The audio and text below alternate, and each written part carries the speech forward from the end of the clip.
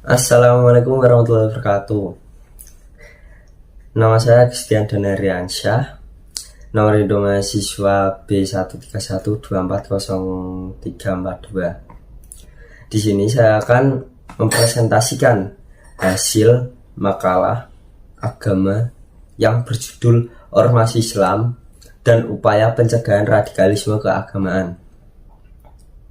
Ormas merupakan wadah penyalur aspirasi masyarakat yang paling efektif. Ormas Islam pada hakikatnya memiliki komitmen untuk dapat menjaga persatuan, kesatuan, dan kemaslahatan bangsa. Maka penting untuk menjaga keharmonisan hubungan baik antara ormas Islam dengan pemerintah. Di Indonesia juga sudah banyak munculnya berbagai gerakan Islam yang cukup radikal. Gerakan ini disebut radikal karena pengikutnya terbilang melakukan kekerasan, misal menghancurkan barang atau kegiatan yang menurut ajaran agamanya adalah maksiat. Radikalisme dalam Islam muncul karena adanya pemojokan terhadap politik umat Islam.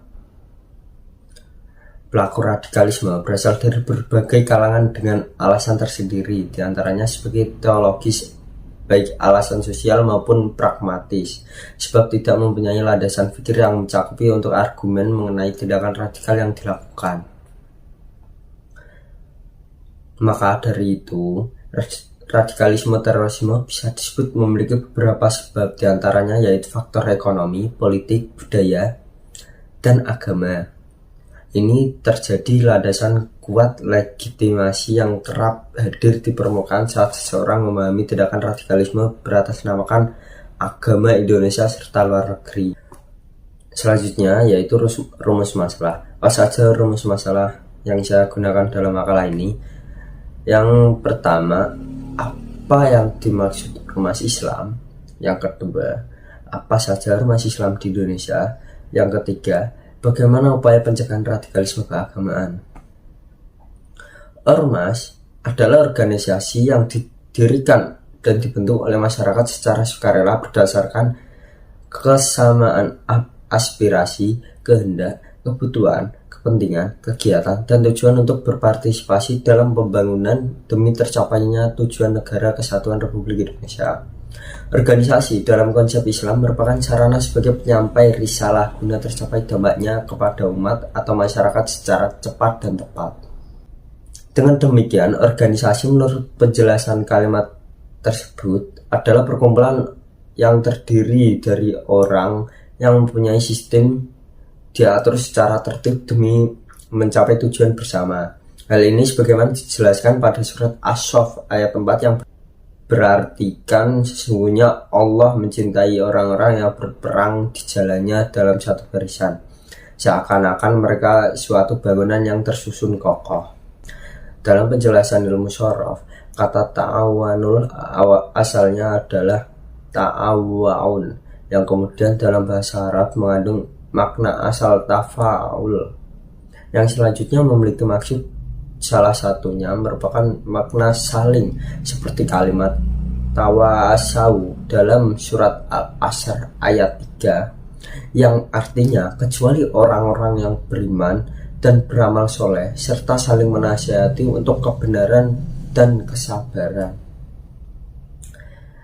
Kalau saja kita berkiblat kepada peran dan fungsi ormas dalam Islam sesuai dengan yang dicontohkan oleh baginda Rasulullah SAW dalam kehidupan sehari-harinya, bahwasanya kehidupan manusia termasuk kehidupan berpolitik dan bernegara juga tidak terpisahkan oleh ajaran Islam.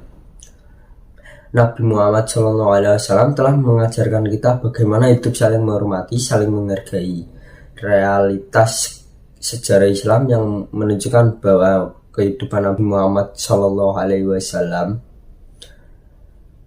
pada periode Madinah 622 sampai 632 adalah contoh suri tauladan yang baik, di mana oleh banyak pemikiran Islam menganggap sebagai Islam adalah agama yang di dalamnya tertuang ajaran yang telah banyak menuai keberhasilan dan memimpin negara. Selanjutnya yaitu ormas Islam yang ada di Indonesia. Yang pertama, Nahdlatul Ulama, bisa disebut juga dengan NU, yang kedua Muhammadiyah, yang ketiga Al-Wasliyah, yang keempat Syarikat Islam, yang kelima Persatuan Islam, yang keenam Persatuan Umat Islam, yang ketujuh Al-Islamiyah, yang kedelapan Lembaga Dakwah Islam Indonesia, yang kesembilan Majelis Ulama Indonesia, dan masih ada lainnya lagi yang belum sempat saya sebutkan satu persatu. Faktor terjadinya seseorang terlibat radikalisme dan terorisme adalah suatu kenyataan bahwa manusia tercipta karena cinta. Oleh karenanya, manusia pada dasarnya cinta kedamaian dan kelebutan. Radikalisme dan terorisme dapat dikatakan bahwa secara garis besar ada dua faktor penyebab seseorang terjadi dalam radikalisme dan terorisme. Pertama, faktor internal, yaitu kecenderungan destruktif yang ada pada diri manusia. Dalam drama kosmis penciptaannya, manusia diklaim malaikat bersifat destruktif, sebagai tergambar dalam ayat Al-Quran surat Al-Baqarah ayat 30, yang artinya, ingatlah ketika Tuhanmu berfirman kepada para malaikat, aku hendak menjadikan khalifah di bumi.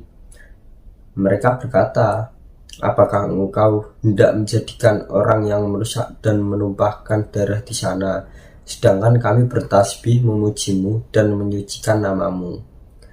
Dan dia pun berfirman, sesungguhnya aku mengetahui apa yang tidak kamu ketahui. Hadis Nabi Muhammad SAW sebagai tindakan represif terhadap radikalisme dengan adanya perintah memerangi kaum radikalis dan ekstremis jika sudah disampaikan kepada mereka, serta adanya firman Allah pada surat At-Taubah ayat 115 yang artinya Allah sekali-kali tidak akan menyesatkan suatu kaum setelah dia memberinya petunjuk sampai dia menjelaskan kepadanya apa yang harus mereka jauhi. Sesungguhnya Allah Maha mengetahui segala sesuatu. Kelompok ekstremis adalah makhluk Tuhan yang paling jahat. Mereka memutarbalikkan ayat-ayat Al-Quran yang seharusnya diperuntukkan untuk orang-orang kafir, tetapi mereka mengarahkannya kepada orang-orang yang beriman. Cara menyikapi radikalisme yang telah menjadi fenomena ekstrim dan teror di Indonesia, Nabi Muhammad SAW menjelaskan bahwa ada tindakan preventif dan juga tindakan represif. Tindakan preventif adalah dengan menumbuhkan 1. Moderasi dan keseimbangan, 2. Toleransi dan kasih sayang, 3. Keadilan dan persamaan hak, yang keempat kehatian dan dalam fatwa. Sedangkan dengan cara represif, yaitu meningkatkan keamanan, kerjasama internasional, program deradikalisasi, pendidikan dan kesadaran, pengawasan media. Jadi kesimpulannya yaitu ormas adalah organisasi yang didirikan dan dibentuk oleh masyarakat secara sukarela berdasarkan kesamaan aspirasi, kehendak, kebutuhan, kepentingan, kegiatan, dan tujuan untuk berpartisipasi dalam pembangunan demi tercapai tujuan Negara Kesatuan Republik Indonesia.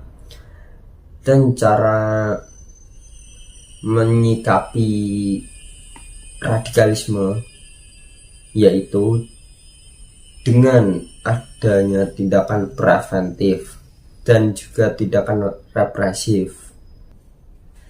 Demikian presentasi tugas makalah yang bisa saya sampaikan. Terima kasih. Wassalamualaikum warahmatullahi wabarakatuh.